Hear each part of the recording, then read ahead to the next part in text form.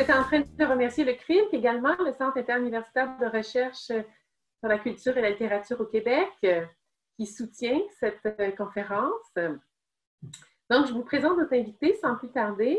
La conférence d'aujourd'hui s'intitule « Le développement artistique au Québec entre 1940 et 1960, la contribution des entrepreneurs culturels ». Alors, c'est le titre également de la thèse de Mme Lafleur, qui a terminé son doctorat chez nous au département d'histoire de l'art à l'UQAM avec une concentration en études féministes. On est bien contents, on est bien fiers. Geneviève a publié de nombreux textes. Elle a publié notamment dans Vie des arts. Elle est membre du collectif Les Déferlantes et à titre de membre de ce collectif, elle a co-dirigé une publication qui s'intitule « Remous, ressac et dérivation autour de la troisième vague féministe ». Alors, je vais lui céder la parole sans plus tarder. Je vous demanderai de garder vos questions pour la fin ou si on peut avoir un moment de dialogue avec Geneviève. Rien ne vous empêche de les écrire dans le chat pour les mémoriser. Donc, je vais commencer le partage d'écran immédiatement. Alors, on vous écoute, Geneviève. Donc, bonjour à tous et tous. J'aimerais en premier remercier Editane justement pour l'opportunité, puis aussi au CRILC pour la possibilité de partager une petite partie de mes recherches de doctorat avec vous aujourd'hui. Dans ma thèse, j'ai eu le privilège d'étudier les contributions de 5 galeries et centres d'art qui avaient été fondés puis dirigés par des femmes durant les années 50, puis qui ont ouvert la voie à une nouvelle forme de diffusion artistique, particulièrement dans les régions. Je me suis intéressée à l'activité de ces femmes-là en tant que gestionnaire, au type de pratiques qu'elles ont diffusées puis encouragées, mais aussi à la représentation dans les médias de leur activité et à la direction d'une entreprise culturelle, puis aussi aux limites de la reconnaissance de leur contribution dans la mémoire historique. On va pouvoir aller à la prochaine diapo. Merci. Fait que pour à peu près la prochaine heure avec vous, on va retourner à l'autre avant. Merci. Je vais d'abord procéder à une petite mise en contexte, notamment pour situer où on était du point de vue juridique ou au sujet de l'implication de l'État dans le milieu culturel, par exemple. Je vais aussi en profiter pour expliquer ce qu'on entendait par centre d'art à l'époque, puis présenter un état de situation concernant la diffusion artistique en général. Je vais ensuite aller dans le vif du sujet en présentant chacune des 5 figures que j'ai étudiées, puis les galeries d'art puis les centres d'art qu'elles ont fondés, pour m'attarder sur certains aspects distinctifs qui ont participé au développement des arts visuels puis qui ont permis d'élargir les notions d'art et de culture durant les années 50. On peut aller à la diapo suivante. Parfait. Donc, en 1944, on assiste à la deuxième prise de pouvoir du gouvernement du Plessis de l'Union nationale qui va rester en place jusqu'en 1959. Cette période-là est souvent appelée Grande Noirceur en opposition à la période suivante qui a été, elle, qualifiée de Révolution tranquille, puis qui débuterait, elle, avec l'élection du Parti libéral de Jean Lesage en 1960. Bien qu'il y a plusieurs sociologues et historiens qui questionnent avec raison la pertinence de ces expressions-là, qui participent à la généralisation sans aucune nuance de ces périodes, il n'est pas moins vrai qu'à partir de 1960, on va effectivement assister à une nouvelle et plus grande intervention de l'État dans plusieurs secteurs, dont celui de la culture. Ainsi, durant les années 50, l'intervention de l'État québécois dans le secteur artistique n'est pas encore déterminée par une politique culturelle. L'implication de l'État dans les arts est constante, mais elle se résume principalement au financement des institutions qui sont déjà rattachées, comme les Écoles des beaux-arts de Montréal et de Québec, l'École du meuble, le Musée de la province, aujourd'hui le Musée national des beaux-arts du Québec, puis aussi le financement des concours qui existaient déjà, par exemple les concours artistiques de la province.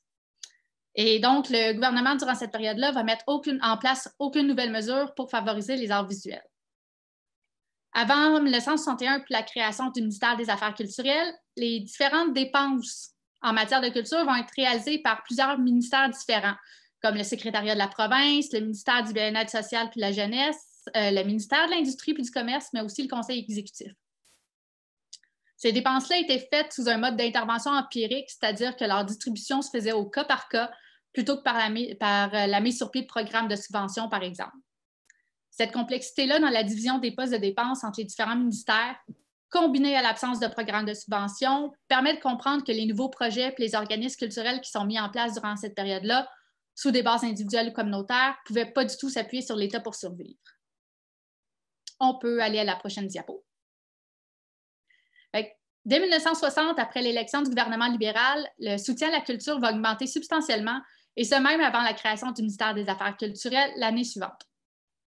Le Québec va alors se doter d'une politique d'intervention culturelle qui va viser à améliorer la diffusion puis l'accessibilité des productions ou des manifestations artistiques à un plus grand nombre de personnes. Cette mission-là d'accessibilité va nécessairement impliquer une certaine décentralisation de l'activité artistique hors des pôles culturels que sont Montréal, puis dans une moindre mesure Québec à cette période-là. Aussi, dans l'objectif d'améliorer l'accessibilité aux productions culturelles, l'État va encourager durant ces années-là la mise en place d'infrastructures et d'équipements spécialisés en investissant dans la construction de lieux qui vont pouvoir accueillir les productions et les performances des artistes professionnels dans des meilleures conditions matérielles de réception possibles, comme les salles de spectacle, par exemple. Durant cette période, l'action de l'État vise principalement à combler les faiblesses du marché de l'art, à sensibiliser et à éduquer l'équipe publique au corpus d'œuvres qu'il estime légitime, afin d'en accroître la demande puis la consommation, puis aussi à contrer les inégalités économiques, géographiques et sociales d'accès des publics aux œuvres. À partir des années 60, le ministère des Affaires culturelles va entamer une réflexion autour de l'approche qui était prônée jusqu'alors. Dans son rapport annuel pour l'année 68-69, le ministère va même affirmer qu'il ne suffirait plus de déconcentrer la culture, qu'il faut aussi susciter l'intérêt des régions visées tout en encourageant la créativité locale et en lui donnant les moyens de s'exercer. En gros, c'est qu'on commence à considérer l'idée que rendre les œuvres physiquement disponibles ou accessibles n'est pas suffisant pour attirer les gens à les consommer. Il faut faire en sorte d'attirer les publics, de sensibiliser les populations à la culture. On commence aussi à considérer les publics en tant que potentiels productrices ou producteurs de culture, plus seulement en tant que consommateurs. À partir des années 70, l'État québécois va adopter une nouvelle vision plus inclusive de la culture qui va s'appuyer sur la participation active des citoyens à la vie culturelle par la diversité de leurs expériences, puis en privilégiant l'expression artistique de tous et chacun. Cette approche-là va davantage favoriser le développement de la culture populaire, des loisirs culturels, des loisirs socio-culturels, de l'artisanat et de l'activité artistique amateur, par exemple. Bien que l'État provincial va seulement commencer à s'intéresser à toutes ces préoccupations-là durant les années 60 et 70, elles animaient déjà le milieu culturel pendant les décennies précédentes. Ces transformations-là étaient bien amorcées et ce grâce à une pluralité de personnes qui, individuellement puis collectivement, avaient pris en charge puis soutenu le développement des arts et de la culture en palliant le manque d'implication de l'État.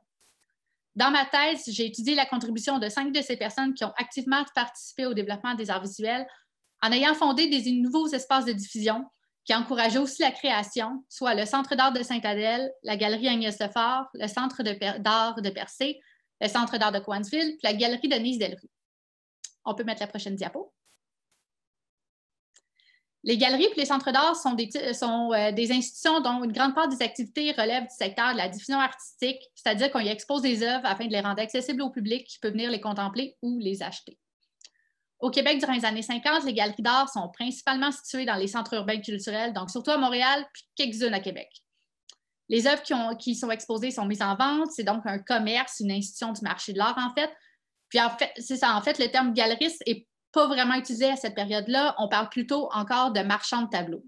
Ça démontre que durant cette période-là, c'est vraiment pas tout le monde qui considère que les galeries devaient avoir une fonction de sensibilisation ou d'éducation ou de dépister les jeunes talents puis de présenter les artistes de la relève, par exemple. Dans cet esprit-là, il y a plusieurs galeries qui font aussi la vente d'objets anciens ou d'encadrement. Puis, chaque galeriste ou marchand de tableaux choisit les artistes et les œuvres qu'il ou elle souhaite exposer, promouvoir puis vendre dans son établissement. Elles peuvent provenir soit de sa propre collection personnelle, ça peut être des œuvres qui ont été laissées en consigne ou ça peut être des expositions temporaires qui vont avoir été organisées par le ou la galeriste. Durant les années 50, les galeries sont la principale instance de circulation des productions artistiques dans le marché de l'art. Dès la période de l'entre-deux-guerres au Québec, il y a de plus en plus de pratiques artistiques qui vont rejeter les valeurs de l'académisme puis qui vont émerger. Puis ça va mener ultimement à l'éclosion de plusieurs avant-gardes puis de mouvements stylistiques, d'abord figuratifs puis abstraits. Puis, malgré l'existence et la prolifération de ces pratiques de l'art moderne, les instances de diffusion, que ce soit les musées ou les galeries d'art, vont encore y demeurer majoritairement réfractaires. Alors qu'il y a certains marchands de tableaux ou galeristes qui jugent trop risqué le pari de tenter de vendre ces œuvres-là alors qu'il n'y a pas encore de réelle demande au public, d'autres apprécient tout simplement pas ces esthétiques-là aux antipodes de ce qu'ils avaient depuis toujours défendu avec l'art davantage traditionnel ou conservateur, qui est montré par la majorité des galeries d'art. On voit des œuvres de maîtres anciens français, italiens ou hollandais et parfois canadiens, mais très traditionnels.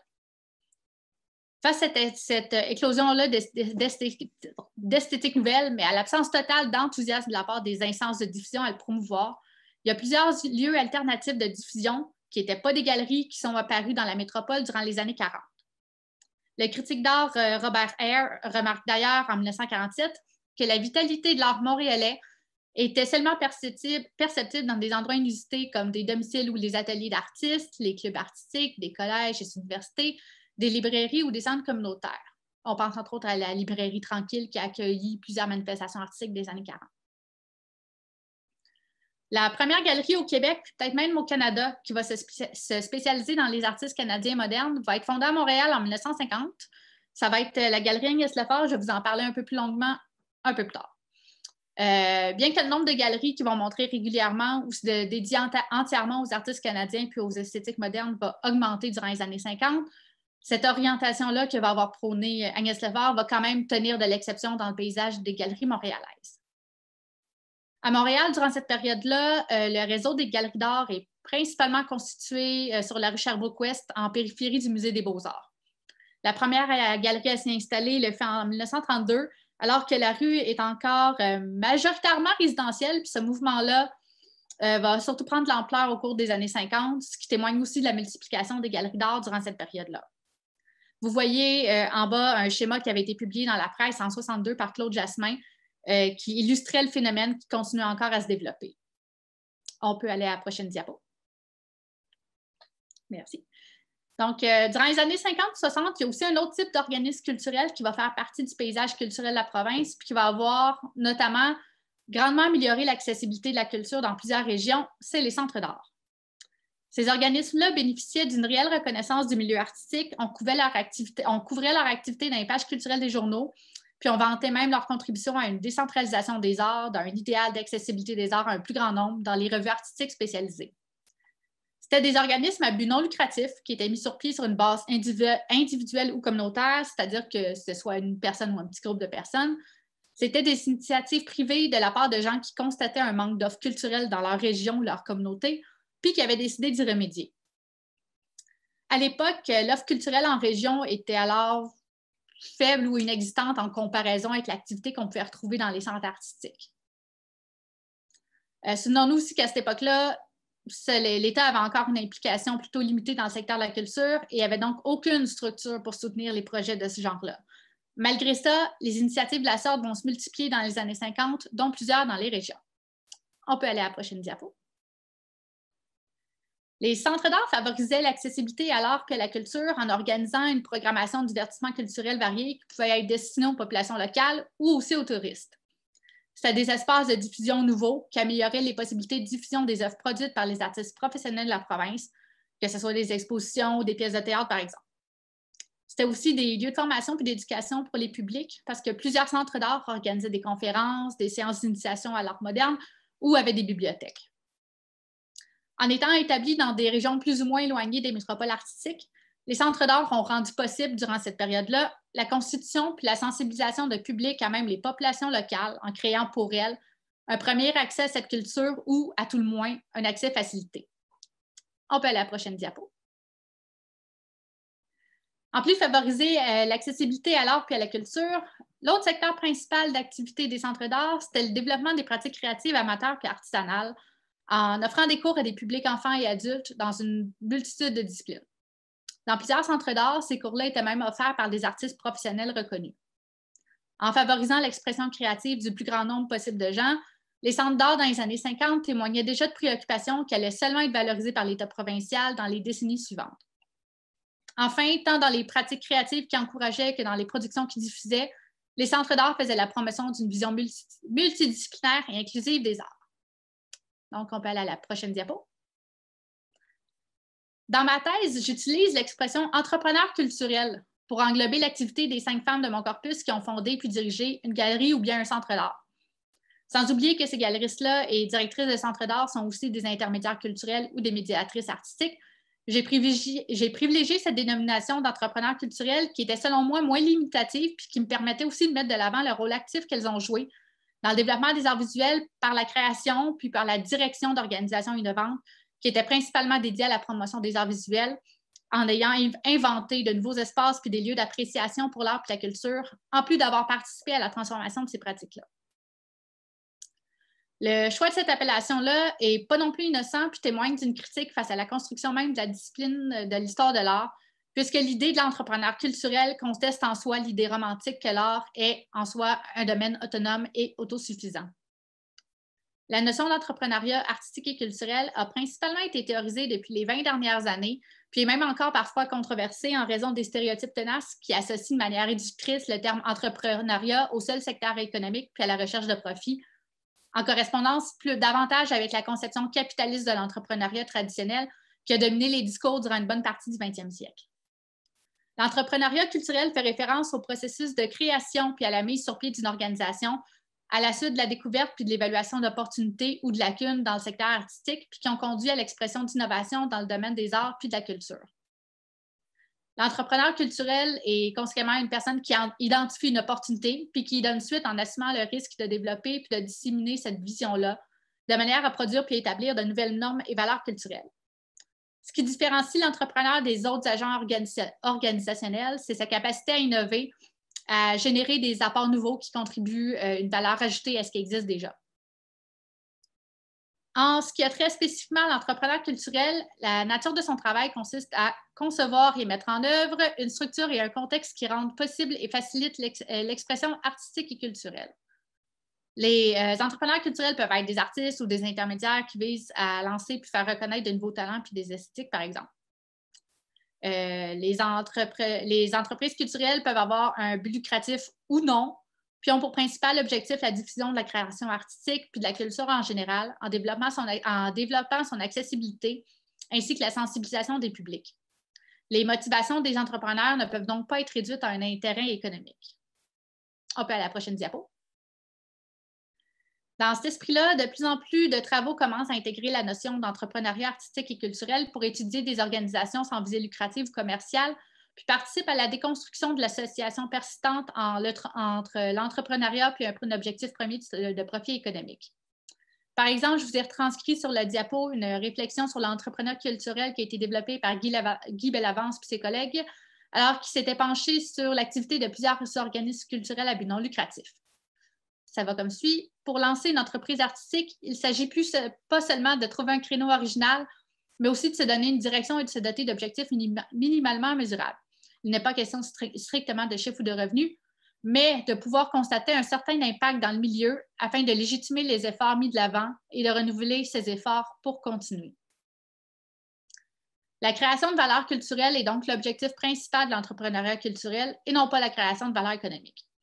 Enfin, il y a Julien et Marchesnet qui présentent l'entrepreneuriat en général en tant que création d'une entreprise différente de ce qu'on connaissait auparavant en proposant une nouvelle façon de faire. Donc, le terme entrepreneuriat dans l'entrepreneuriat culturel et artistique fait plutôt référence à la part d'innovation dans la création d'une entreprise. Les paramètres de l'entrepreneuriat culturel m'ont permis de mettre de l'avant la part de risque puis d'innovation que les femmes de mon corpus ont su faire preuve, en plus d'avoir permis d'étudier la contribution de ces femmes-là au-delà du seul secteur économique, notamment pour les galeristes, en allant au-delà du secteur économique, en s'intéressant à l'apport de ces femmes-là et des fondatrices de centres d'art en tant que véritables entrepreneurs qui ont su innover par la mise sur pied d'un nouveau type d'organisme au Québec puis qui ont su favoriser le développement de la culture. On peut aller à la prochaine diapo. Je voulais aussi mentionner que durant cette période-là, les femmes québécoises sont confrontées à des difficultés que les hommes n'ont pas en ce qui a trait au sujet de la fondation d'une entreprise ou même par rapport au simple fait d'occuper un emploi. Jusqu'en 1964, avec l'adoption de la loi 16, les femmes mariées sont en situation d'incapacité juridique et sous l'autorité maritale. Ça veut dire que les femmes mariées possèdent approximativement les mêmes droits que les personnes mineures, puis si elles veulent exercer une profession ou faire un contrat contracté, elles sont dans l'obligation d'obtenir le consentement légal de leur époux. Ce consentement-là, une fois obtenu, pouvait quand même être retiré à tout moment pour empêcher la femme mariée d'occuper son emploi. La nécessité de l'autorisation reposait sur, je cite, le principe d'obéissance et de soumission de l'épouse envers son mari et sur son rôle dans la famille, puisque Et je cite encore, « La femme, en contractant mariage, s'engageait, implicitement du moins, à veiller à l'éducation des enfants à venir et à l'entretien du foyer conjugal. » Fin de la citation. Il y a une nouvelle disposition qui va entrer en vigueur en 1954, puis retirer les femmes mariées de la liste des personnes qui étaient en incapacité de contracter. Mais leur capacité juridique va encore se trouver restreinte par le régime matrimonial de mariage jusqu'en 1964. Alors que les épouses qui sont mariées sous le régime de la communauté de biens vont devoir encore obtenir l'autorisation du mari, celles qui étaient mariées sous le régime de la séparation de biens vont bénéficier dorénavant d'une plus grande liberté pour contracter.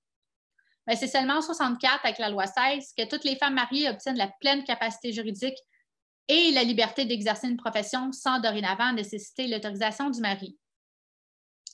C'est pourquoi dans les documents légaux de constitution des 5 entreprises culturelles que j'ai étudiées, dont on peut voir des extraits à l'écran, les fondatrices indiquent clairement leur statut marital pour témoigner de leur autonomie et de leur capacité juridique.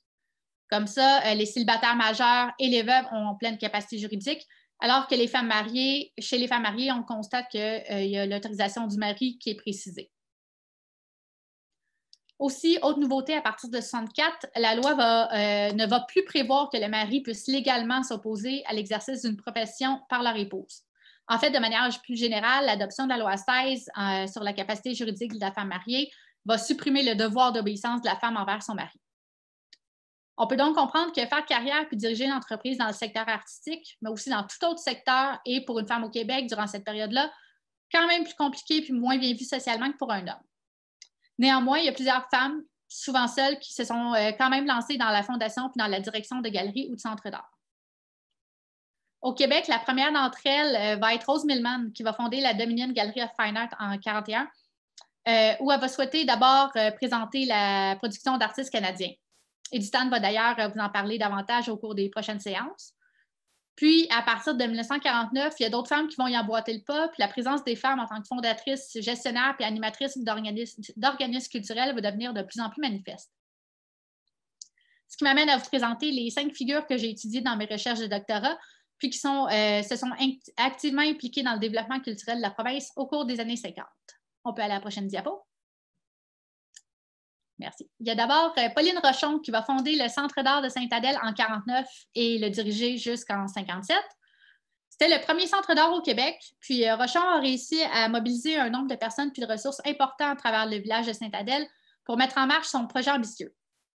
La principale particularité de ce centre-là, c'est la variété et la richesse des cours qui allaient y être offerts durant la période estivale au public enfants et adultes.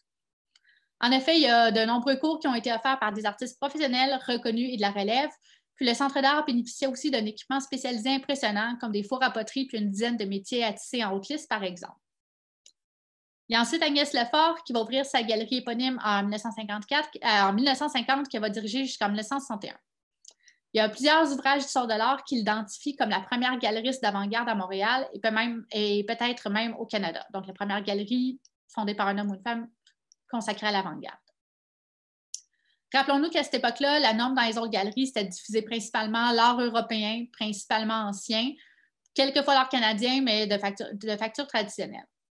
Donc, Lefort a su faire preuve d'audace en mettant sur pied une galerie qui accordait sur ses murs une place prépondérante aux artistes québécois de la relève, en plus d'avoir abondamment diffusé les esthétiques abstraites comme l'automatisme. La sculpteure Suzanne Guité, d'origine gaspésienne, va fonder en 1956 le Centre d'art de Percé qu'elle va diriger jusqu'à son décès en 1981. Dans une immense grange, elle va fonder, avec le soutien de son époux, le peintre Alberto Tommy, ce centre d'art qui aura l'objectif d'enseigner les arts aux enfants de la région et aux touristes, mais aussi de développer un artisanat local. Il va avoir rénové l'endroit afin d'y aménager des ateliers, une galerie d'exposition, une boutique, une bibliothèque, puis aussi un théâtre qui va pouvoir accueillir plus d'une centaine de personnes.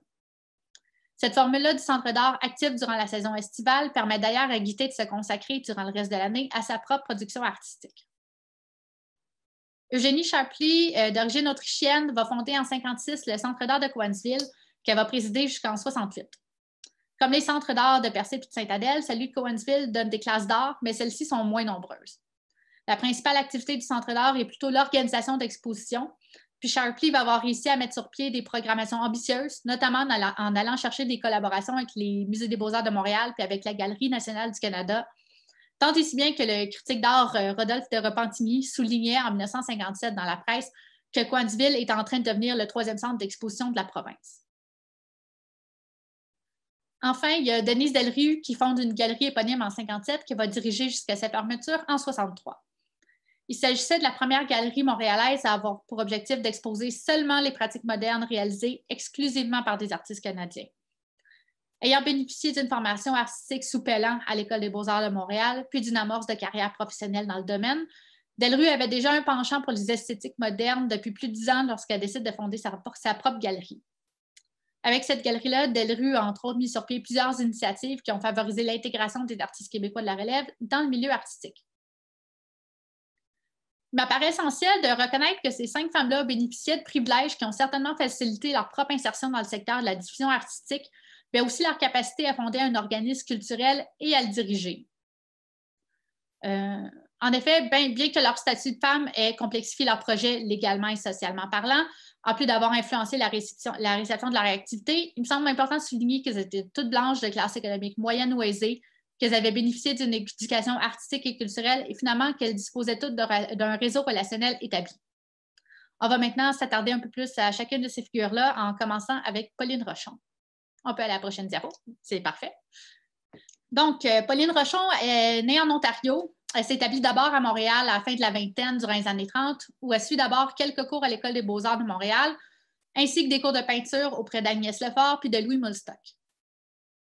On voit d'ailleurs en haut à droite un portrait de Pauline Rochon qui a été réalisé par Agnès Lefort en 1935. À cette époque-là, Rochon travaillait dans le domaine de la photographie puis dirigeait son propre studio de photographie aussi.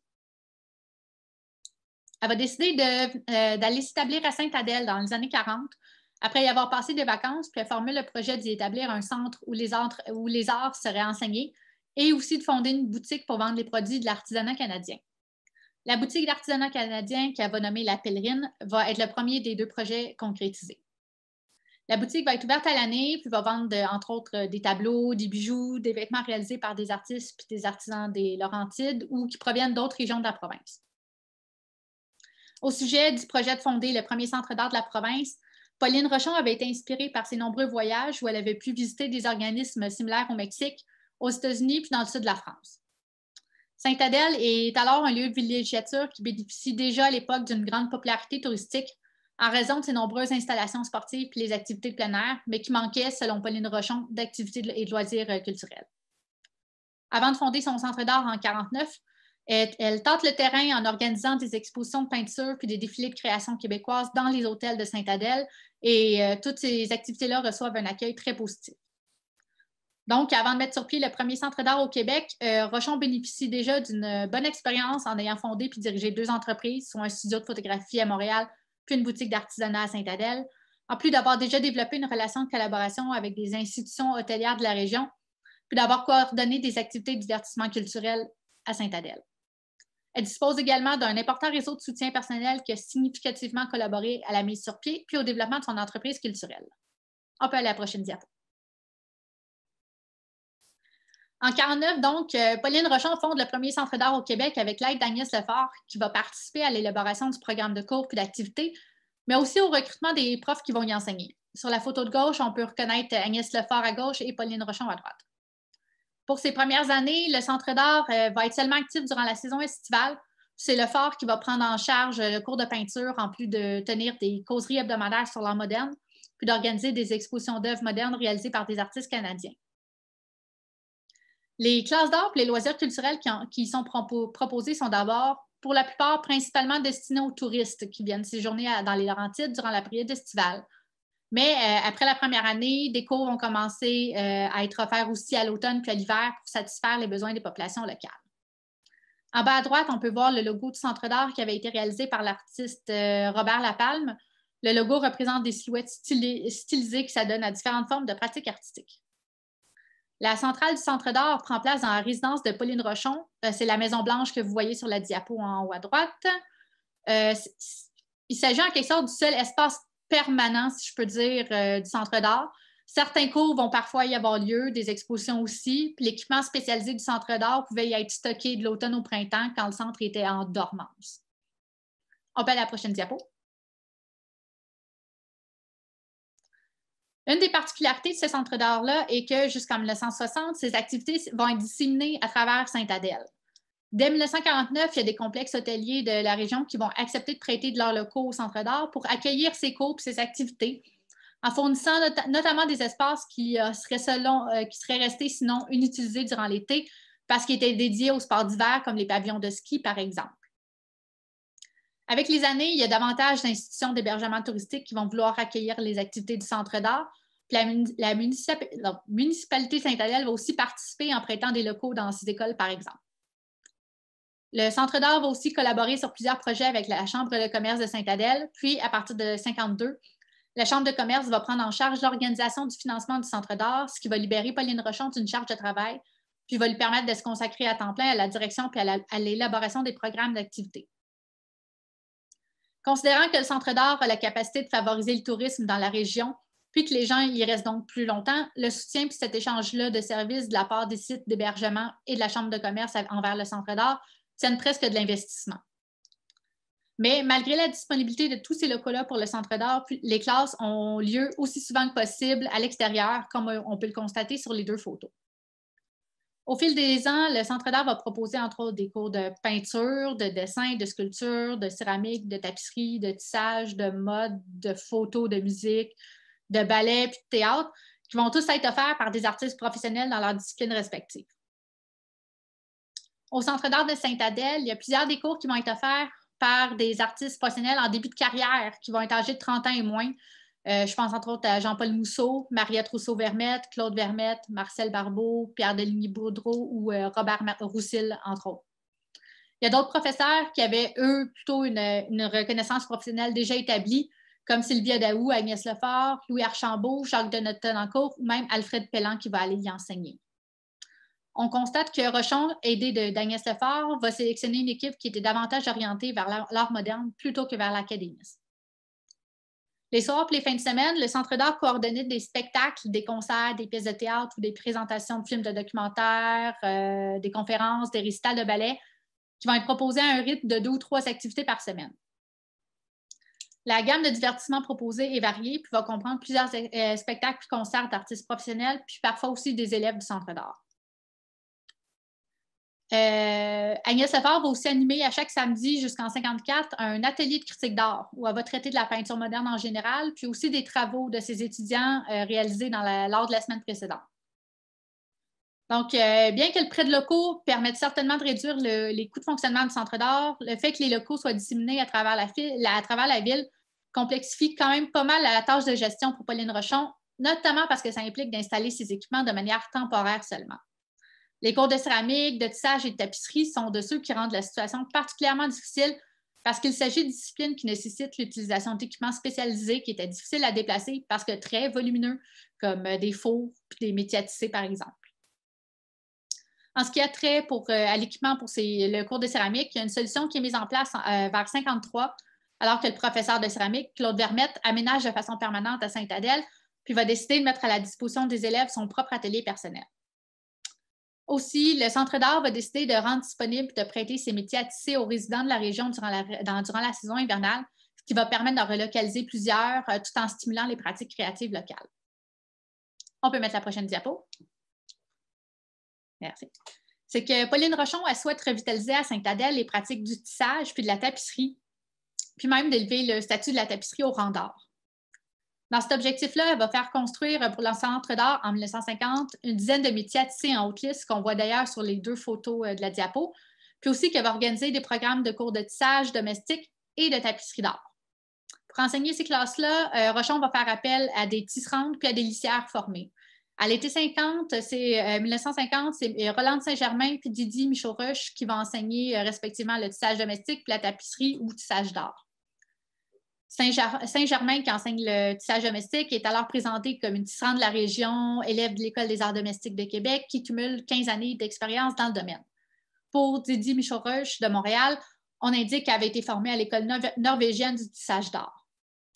Rochon s'applique donc à créer une distinction la plus concrète possible entre les registres ou les statuts du tissage domestique puis de la tapisserie en tant qu'art, en proposant des cours différents qui sont donnés par des professeurs différents où on met de l'avant le parcours de formation différent pour chacune d'elles. une dans l'artisanat domestique, puis l'autre en ayant eu une formation artistique à l'international qui plus est. À partir de 1953, la tapisserie va y être enseignée par l'artiste lissière Mariette Rousseau-Vermette, dont vous avez déjà entendu parler par Edith Anne il y a quelques semaines. Rousseau-Vermette a notamment été formée à l'École des beaux-arts de Québec, puis à l'atelier Dorothée Liebes à San Francisco. Puis, au Centre d'art de Sainte-Adèle, Rousseau-Vermette va tenter d'insuffler un caractère original puis canadien aux productions des élèves de sa classe, notamment en leur imposant d'utiliser des grosses laines canadiennes plutôt que des laines plus raffinées, comme celles d'Aubusson ou des Gobelins, qui étaient normalement utilisées pour ce type de production-là, notamment en France. Pauline Rochon souhaitait aussi, avec le Centre d'art de Sainte-Adèle, contribuer à l'émergence d'une production locale spécifique dans la région pour stimuler la vitalité économique et en encourageant la petite industrie. Le fait que les métiers à tisser étaient laissés à la disposition de résidents de la communauté durant l'hiver relevait aussi de cet objectif-là. Je pense qu'on peut aller à la prochaine diapo. Merci. On va passer à Agnès Lefort, qui est la deuxième figure de mon corpus, puis qui avait aidé Pauline Rochon à fonder le Centre d'art de Sainte-Adèle en 1949. Avant de fonder sa propre galerie en 1950, Lefort était peintre de formation, en plus d'enseigner l'art à son atelier puis à une école privée pour filles, et aussi au Centre d'art de Sainte-Adèle. Elle va s'être impliquée activement dans le milieu culturel, en étant notamment une des membres fondatrices en 1942 de la Fédération des artistes canadiens. Puis, elle va aussi s'impliquer dans la branche montréalaise de la Fédération des artistes canadiens durant plusieurs années. Son travail est, durant les années 40, présenté dans plusieurs expositions d'envergure au Québec, en Ontario, à New York et à Sao Paulo. Elle expose notamment lors de l'exposition Femina, organisée par le Musée national des beaux-arts du Québec, qui est à ce moment-là le Musée de la province. On peut voir dans la photo du bas une vue de cette exposition avec une œuvre de Lefort au centre.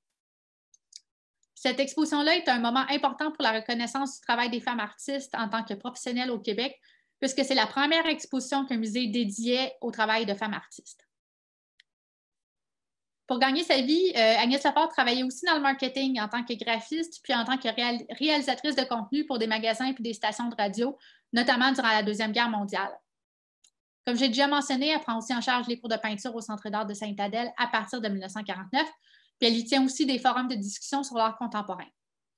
Dès son premier été au Centre d'art, Lefort constate que les publics peuvent être sensibilisés, si on y met l'énergie, aux esthétiques contemporaines.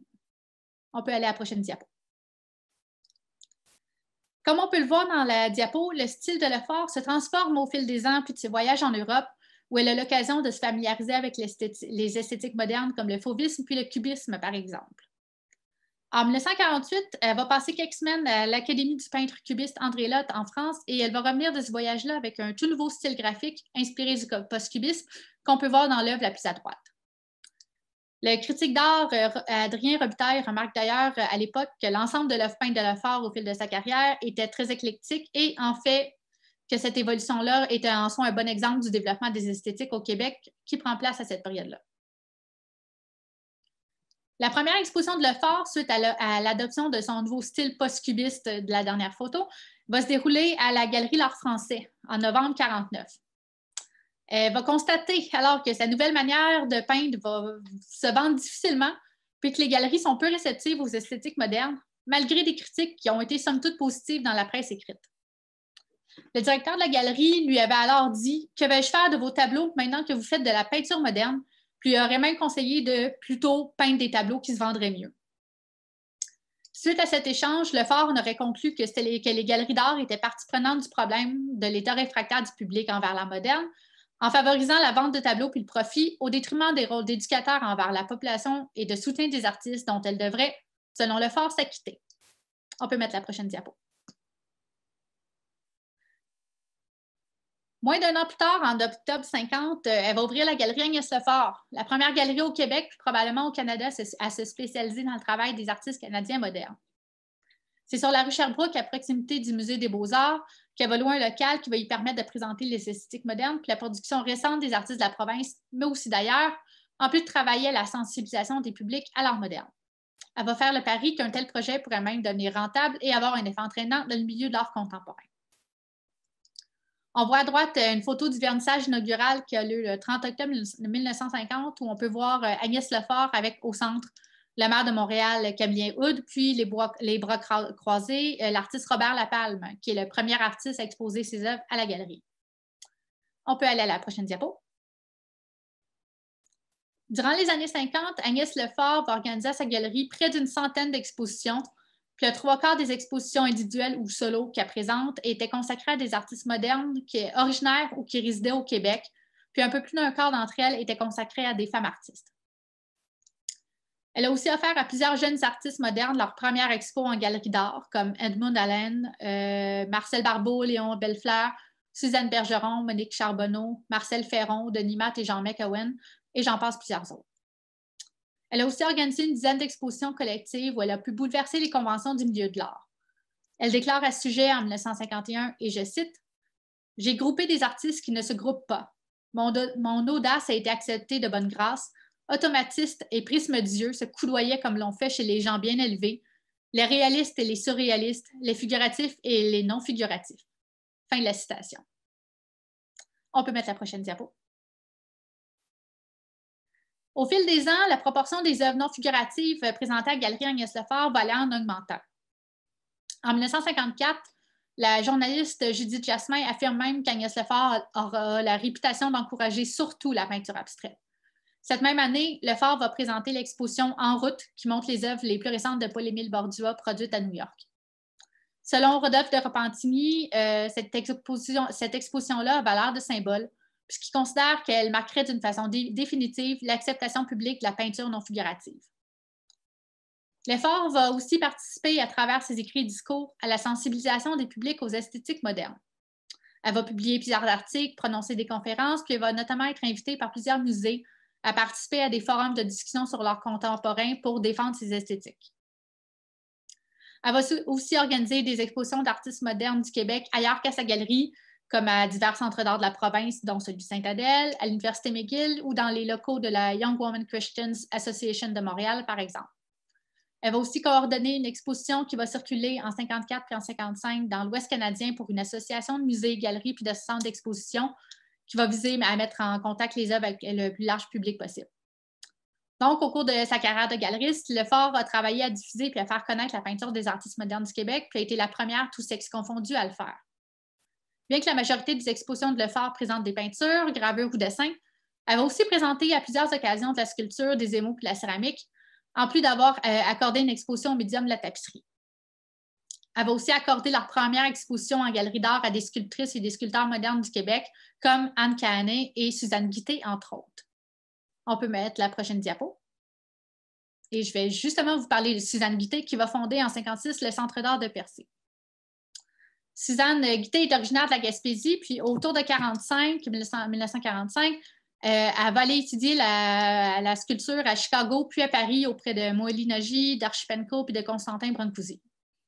Vers 1948, elle va se rendre à Florence pour étudier l'art roman puis perfectionner ses techniques de taille de la pierre puis moulage.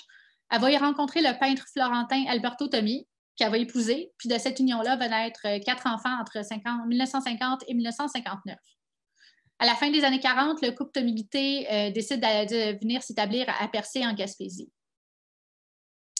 En ce qui a trait à sa carrière de sculpteur, Guité est représenté à Montréal par la Galerie Agnès Lefort, qui avait d'ailleurs offert en 1951 sa première expo individuelle en galerie commerciale. Durant les années 50, les œuvres de Guité vont être notamment présentées dans des expos individuelles à Ottawa, à Percé, à Québec, à Montréal, à Mexico, au Musée d'art moderne de Sao Paulo. Dans son travail, elle va préconiser la technique de la taille des matières brutes comme le bois ou la pierre. Aujourd'hui, son travail fait partie de plusieurs collections prestigieuses comme celle du Musée national des beaux-arts du Canada, du Musée national des beaux-arts du Québec, puis du Musée d'art moderne de New York.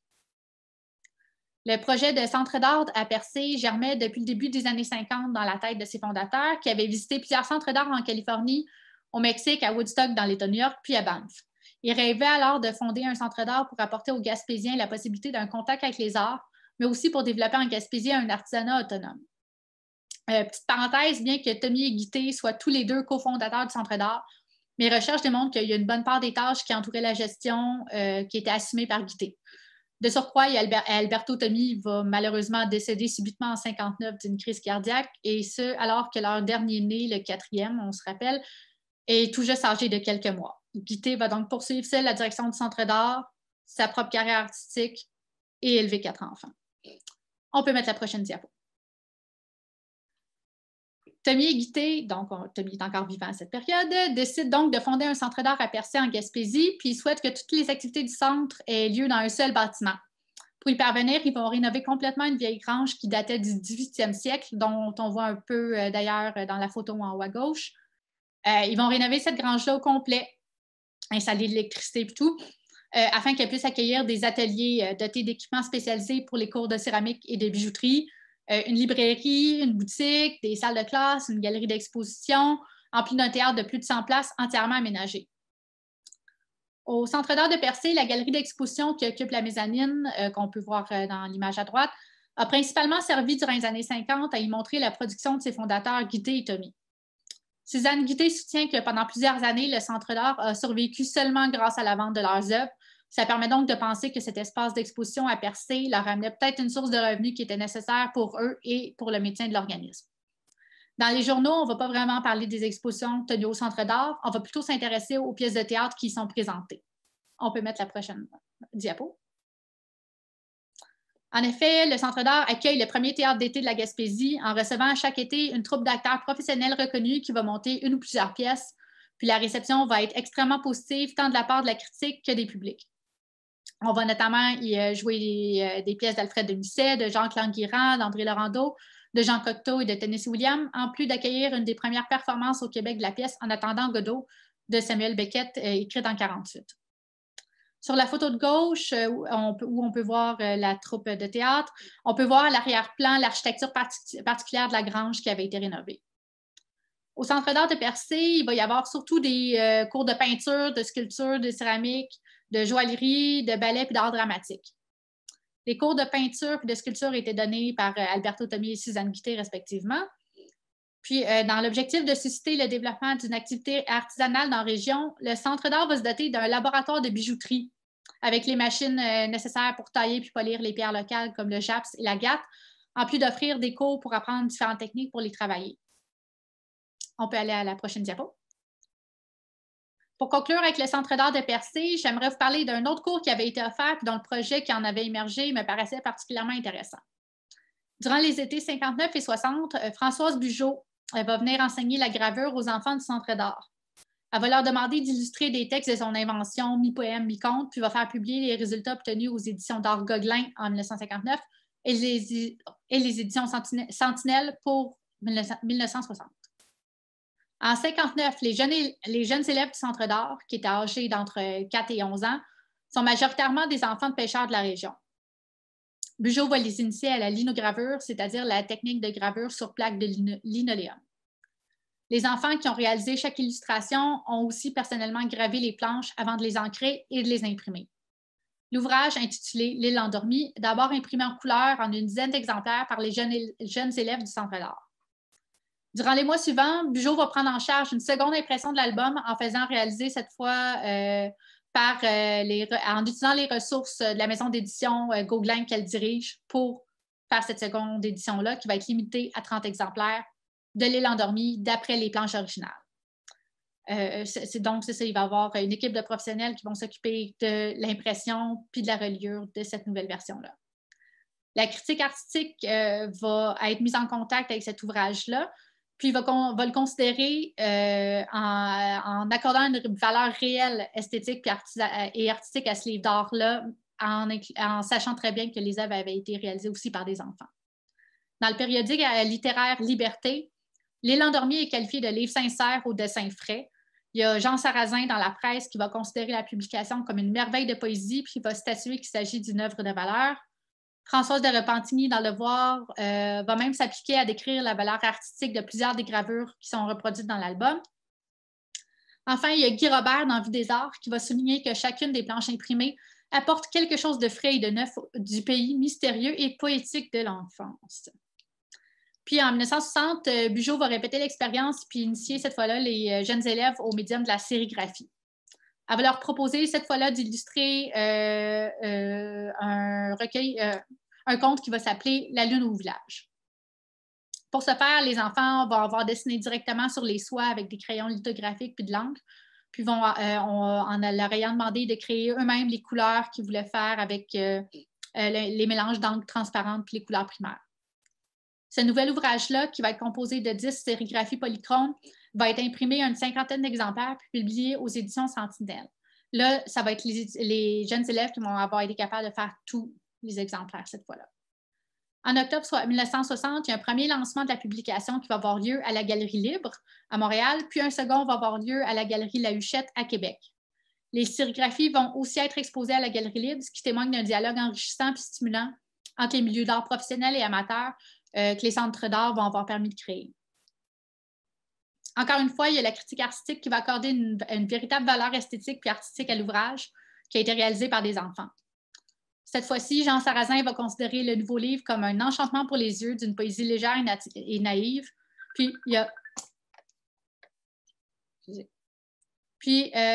y a Paul-France Dufault qui estime qu'il s'agit d'un chef-d'œuvre de poésie de goût et d'élégance. Excusez-moi.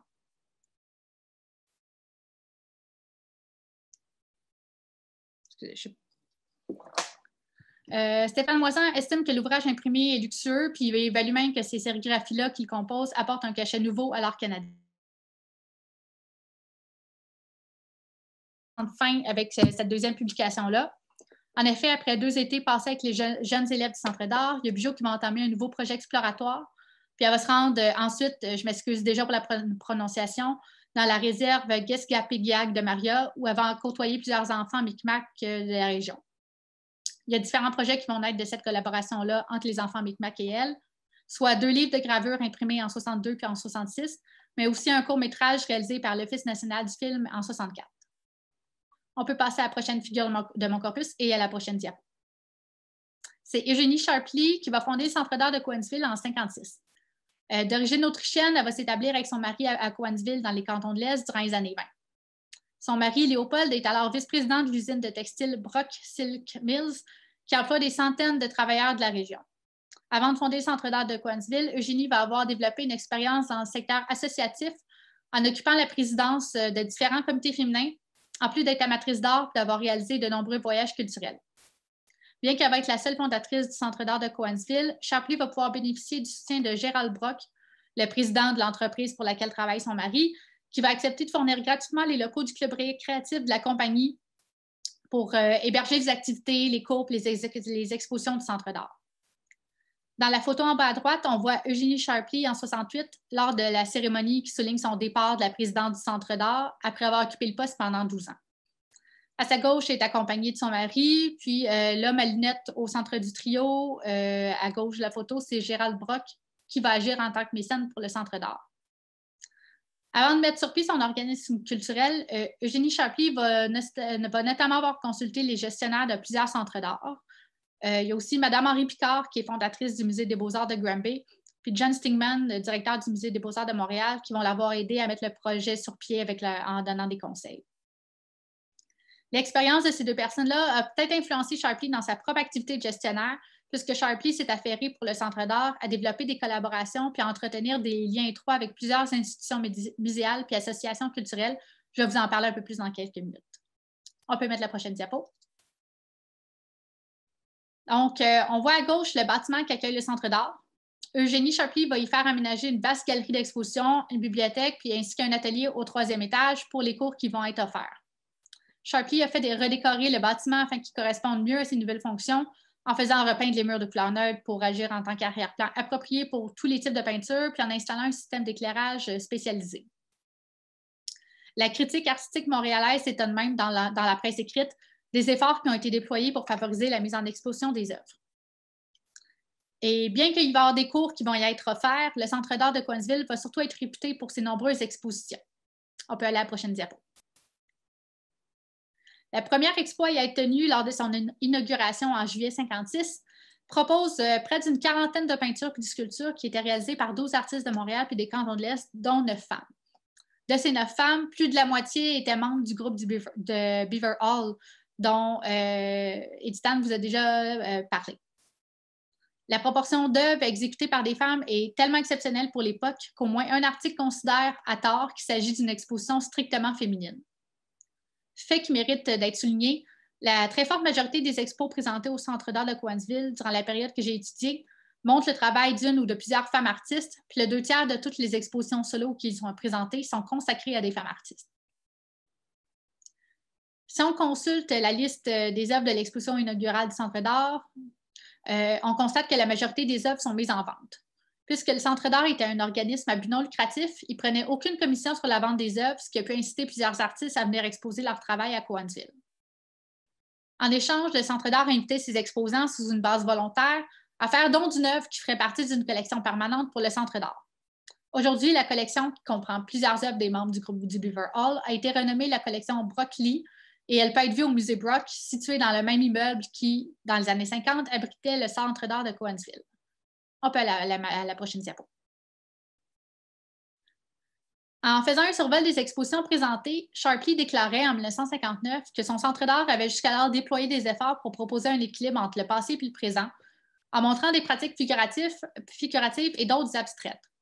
Ce dosage-là est probablement justifié par une impopularité des esthétiques modernes auprès des publics de la région qui, selon Sharpley, préféraient encore reconnaître les sujets représentés dans les œuvres qui leur étaient montrées. Les pratiques d'avant-garde et puis l'abstraction sont alors davantage montrées dans les expositions d'artistes qui proviennent des grands centres et institutions artistiques. Considérant le lieu où il est implanté, hors du pôle artistique qu'est Montréal, le Centre d'art de Cowansville prend une direction artistique étonnante en proposant des expos d'artistes modernes du Québec puis en exposant beaucoup de productions non figuratives. Durant cette période-là, l'art non figuratif au Québec est encore en processus d'acquisition de reconnaissance hors des limites de Montréal. Le Centre d'art de Cowansville se démarque aussi par ses collaborations ou associations avec les musées qui participent au développement de la reconnaissance puis de la renommée du Centre d'art. Bien qu'une relation hiérarchique est fortement perceptible entre le lieu qui bénéficie déjà d'une reconnaissance dans le secteur culturel puis celui en quête d'une telle reconnaissance, il faut quand même considérer le rôle proactif et initiateur qui a été joué par Sharpley dans ces projets-là qui visaient à participer à la légitimation du Centre d'art. Par exemple, la première exposition d'envergure d'art non figuratif qui est présentée au Musée des Beaux-Arts de Montréal et qui va être transportée pour être montrée en province, à l'exception de la Ville de Québec, va justement être un projet initié par Sharpley pour le Centre d'art de Cowansville. D'ailleurs, le critique d'art Rodolphe de Repentigny considérait que ce premier déplacement sur le territoire provincial d'une expo par le Musée montréalais consistait en un, et je cite, « événement qui fera époque dans l'histoire artistique de la province ». Qui plus est, cette exposition-là en était une d'œuvres non figuratives produites par des artistes du Québec, soit la seconde exposition annuelle de l'Association des artistes non figuratifs de Montréal. Cette collaboration-là, qui avait été initiée par Sharpley, avait permis que soit déplacée au Centre d'art de Cowansville presque l'entièreté de l'exposition afin qu'elle puisse y être présentée durant 2 semaines. Ensuite, à l'automne 58, Sharpley va se rendre à Ottawa afin de prendre contact avec la Galerie nationale du Canada, Musée national à Ottawa, et ça dans l'objectif de poursuivre une collaboration qui permettrait au Centre d'art de Cowansville de faire l'emprunt d'œuvres ou de films. En novembre de la même année, le musée va prêter au Centre d'art 2 expos, soit une sélection d'œuvres récentes montrées à la Biennale d'art canadien, puis une collection de reproductions de peintures murales égyptiennes. On voit dans la photo de droite une de ces œuvres de la Biennale d'art canadien et qui était reproduite dans la presse écrite. Et j'aimerais aussi attirer brièvement votre attention sur le sujet de l'œuvre représentée, à savoir une femme faisant la lessive. Fin de la parenthèse. Durant les années qui vont suivre, la Galerie nationale du Canada va répéter l'expérience de près avec le Centre d'art de Cowansville. Puis il s'agit d'une véritable stratégie qui visait à associer le Centre d'art aux grandes institutions muséales canadiennes puis québécoises qu'on ne retrouve pas aux autres centres d'art qui privilégient plutôt un certain localisme. On peut aller à la prochaine diapo. Ce qui m'amène à la dernière figure de mon corpus, soit Denise Delru, née Lavallée, qui va fonder la Galerie Denise Delru en 1957. Elle va étudier les arts à l'École des beaux-arts de Montréal durant la seconde moitié des années 40, puis va avoir pour enseignant Alfred Pelland. Elle participe alors à quelques expositions de l'école, au Salon du printemps de l'Art Association of Montreal, puis à l'exposition de la jeune peinture canadienne tenue à la Galerie Parizeau en 1945.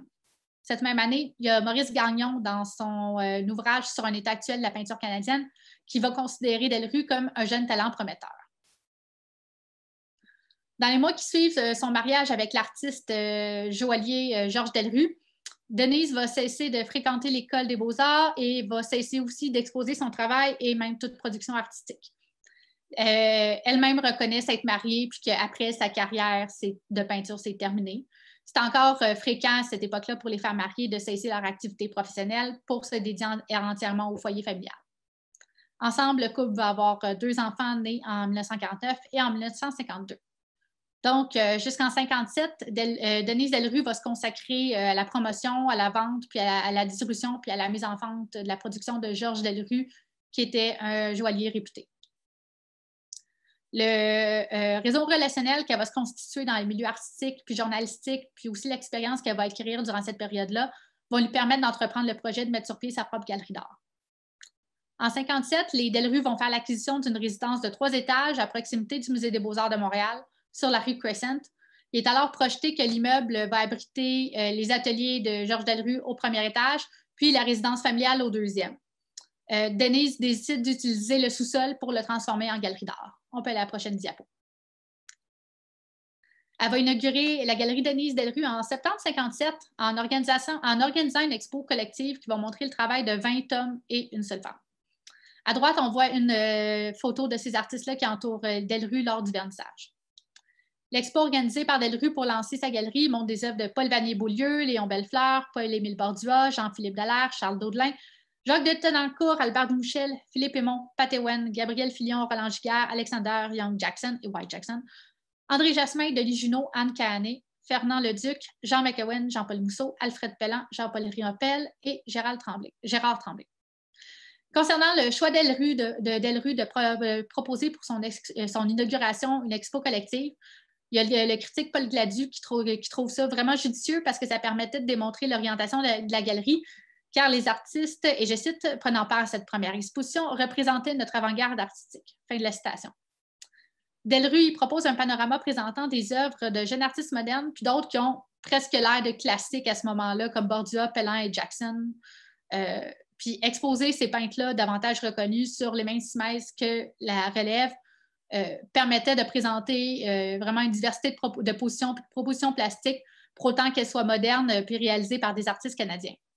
Mais aussi faire se côtoyer des productions qui appartenaient à des générations distinctes parce que plusieurs artistes avaient notamment été des élèves de Pellan ou de Bordua, permettait de créer une trame narrative qui insérait historiquement l'évolution des esthétiques modernes dans celle des arts visuels au Québec et au Canada. Cette trame narrative légitimait en quelque sorte les artistes de la nouvelle génération en raison de leur filiation esthétique ou relationnelle avec ces autres peintres qui avaient déjà atteint un niveau de reconnaissance indéniable dans le milieu artistique.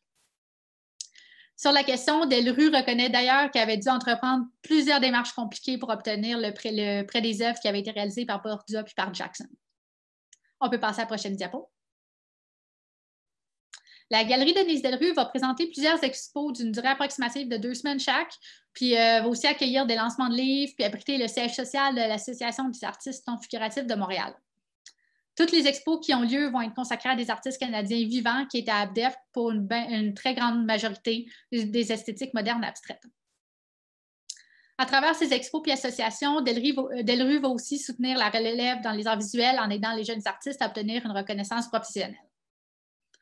En 1959, le couple de Georges et Denise Delrue va se séparer, puis Denise va décider de louer la résidence voisine pour y déménager sa galerie. Elle va disposer dorénavant de 2 étages pour présenter ses expositions, dont on voit une photo à droite. Entre 1957 et 1960, la galerie Denise Delrue s'est affairée à diffuser les principales tendances modernes, en présentant notamment le travail des tenants de l'abstraction lyrique, du post-automatisme, du géométrisme abstrait, puis aussi les productions du premier puis du second groupe des plasticiens. Durant la période étudiée, Delrue a offert à plusieurs artistes modernes du Québec leur première expo individuelle dans une galerie commerciale montréalaise. C'est notamment le cas de Micheline Beauchemin, de Charles Daudelin, Patterson Ewen, Gabriel Filion, Jacques Urtubise, Fernand Toupin, Armand Vaillancourt, et j'en passe. Bien que la majorité des expos qui sont présentées à la galerie Denise Delrue vont être consacrées au médium de la peinture, incluant dessin, aquarelle, encre, estampes, elle va également exposer de la sculpture, de la joaillerie, de la sérigraphie, de la tapisserie, du cinéma d'animation, puis aussi va accueillir au moins une performance dansée. On peut aller à la prochaine et dernière diapo. Finalement, j'aimerais souligner le fait que durant cette période-là, il y a plusieurs femmes qui sont actives dans le secteur artistique et culturel. Puis les 5 figures que j'ai étudiées ne font vraiment pas figure d'exception. Je vais terminer en vous mettant en citation. C'est une déclaration formulée en 1963 par la journaliste et essayiste Geneviève Delatour-Fondu-Smith. Je vais seulement vous en lire les passages que j'ai mis en gras, mais toutes les femmes qui sont énumérées mériteraient d'être davantage reconnues pour le rôle qu'elles ont joué dans le développement des arts et de la culture durant cette période-là. Ça va comme suit. Enfin, je voudrais rappeler en passant le rôle merveilleux des femmes du Québec dans le domaine culturel. Alors qu'aucun ministère des Affaires culturelles n'existait, elles ont été des pionnières et des animatrices extraordinaires. Faut-il souligner tout ce que l'on doit aux Agnès Lefort et Denise Delrue pour la diffusion de l'art moderne, aux initiatrices de centres d'art comme celui de Sainte-Adèle, par exemple. Et la liste pourrait s'allonger indéfiniment. Merci.